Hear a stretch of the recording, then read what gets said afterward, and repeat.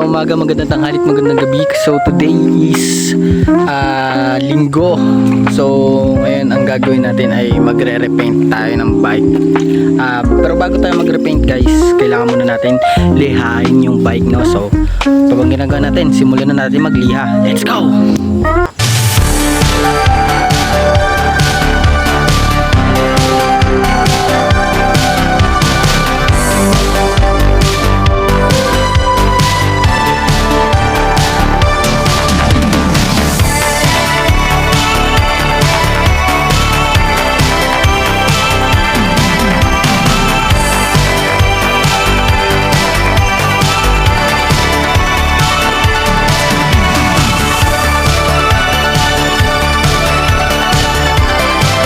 So ito pala guys yung update natin, no? So yan, hindi natin natapos kasi medyo makapal yung iba guys, oh.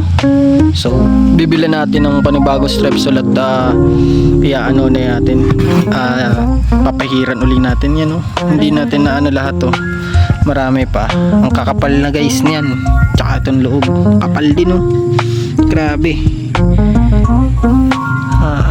Pero nakikita nyo naman, maganda na naman yung maganda naman itsura niya, no? Kahit wala siyang pintura, maganda naman siya, no? So magaan din to guys, magaan yan. So yan, tutuloy na lang natin siguro to bukas. Ay naka, nagka part 2 pa. Part 2, part 3, kaka part 4 pa. Ay nako naman. So ano pa ba, kita lang tayo bukas siguro. Bukas? Hindi pwede bukas kasi magagawa sila ng bahay natin, no? So day 61 pala bukas guys, abangan nyo. Let's go! At yun lang guys ang ginawa natin ngayong araw, no? So yan, nagre-repaint, magre-repaint tayo ng bike. Kaya inano na natin, niliha natin, no? So hindi pa tapos yung pagliliha kasi iba talaga. Ayun guys, sobrang kakapal pa, oh. Hindi kaya ng liha to guys. Kaya ang gagawin natin dito, papahiran uli natin ito na strepsil. Bibili uli tayo. Bagay, mura lang naman yun, 100 pesos lang naman. So bibilan natin yan. Tapos ito, lilihain din natin to, itong handlebar nya. Kasi ang daming mga nakadikit-dikit na ganun, no? Yan, bibilan natin ng strepsil to bukas.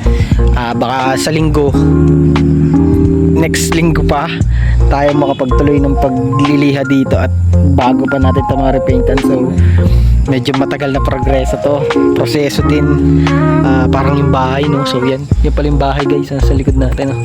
So ito yung dating barracks nila, pero ngayon sa loob na sila natutulog kasi syempre tapos na yung bahay, patapos na, pwede na tulugan yung loob. At yun lang guys ang gagawin natin ngayong araw. So ano pa ba, always remember, God always loves you and I love you too. Bye bye.